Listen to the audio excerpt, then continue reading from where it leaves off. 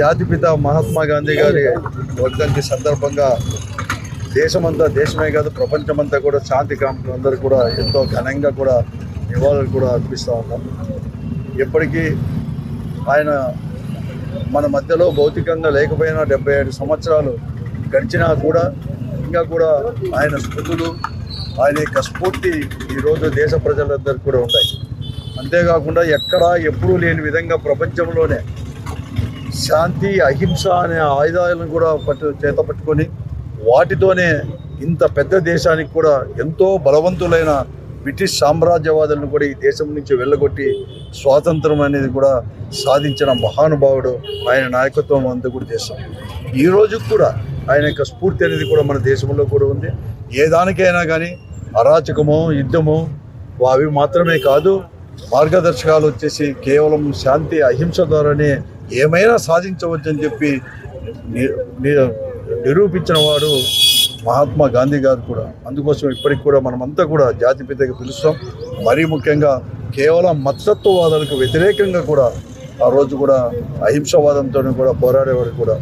వారి చేతుల్లోనే అతను అనేది కూడా బలి కూడా అయినా కూడా ఈరోజు కూడా ఆ మతతత్వ శక్తులే ఈరోజు మన దేశంలోనే కాదు ప్రపంచంలో కూడా ఈరోజు కూడా ఎంతో కూడా మతతత్వ శక్తులు విజృంభిస్తున్న వేళ మనమంతా కూడా గాంధీజీ గారి స్ఫూర్తితో కూడా వారితో కూడా మనమందరూ కూడా పోరాటం చేయాల్సి ఉంటుంది శాంతి మార్గంలో అని చెప్పేసి కూడా చేస్తూ, అలాగే ఈరోజు అంటరానితనాన్ని కూడా నిర్మూలించాలని చెప్పేసి మరీ ముఖ్యంగా ఆ రోజుల్లో అంటరానితనము హరిజనులు గిరిజనులు అలాగే ఒక గ్లాసే ఉండే పద్ధతి ఇవన్నీ కూడా దానికి వ్యతిరేకంగా పోరాడిన వాడు గాంధీజీ గారు కూడా.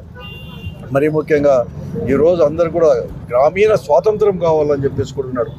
అందుకోసమే జగన్మోహన్ రెడ్డి గారు ముఖ్యమంత్రిగా ఉన్నప్పుడు గ్రామీణ స్వాతంత్రం కావాలి, ప్రజల ముంగింటికే స్వరాజ్యం అనేది కూడా తీసుకోవాలి, పరిపాలన తీసుకోవాలి, ప్రభుత్వాన్ని తీసుకోవాలని చెప్పేసి గాంధీజీ గారి యొక్క స్ఫూర్తితోనే ఆ రోజు సచివాలయ వ్యవస్థ ఇవన్నీ కూడా తీసుకొచ్చాడు.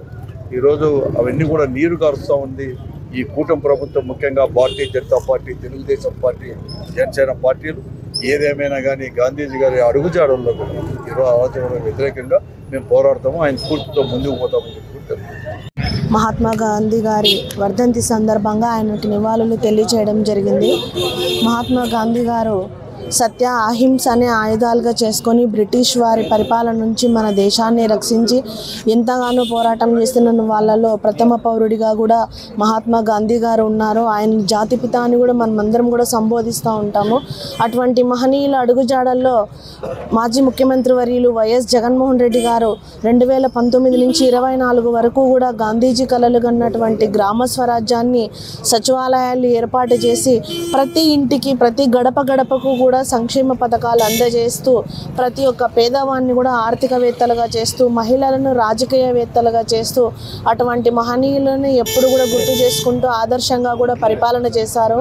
ఇప్పుడున్నటువంటి కూటమి ప్రభుత్వము ఇచ్చినటువంటి ఏ ఒక్క హామీని కూడా నెరవేర్చకుండా కాలయాపన చేస్తూ అటువంటి మహనీయుల ఆశయాలకు తూట్లు పొడుస్తూ కూడా ఈరోజు బీజేపీ ప్రభుత్వం కానీ జనసేన నాయకులు కానీ తెలుగుదేశం కానీ ఈరోజు పరిపాలన చేస్తూ ఉన్నారు. చంద్రబాబు నాయుడు గారు మొన్నటి రోజునే చూసాము, సూపర్ 6 అన్నిటిని కూడా చేతులెత్తేసిన వైనము. అంటే ఉచితంగా వస్తున్నాయి కాబట్టి ఉచిత హామీలు ఇచ్చారు, ఏ ఒక్కటి కూడా నెరవేర్చలేకపోయినారు.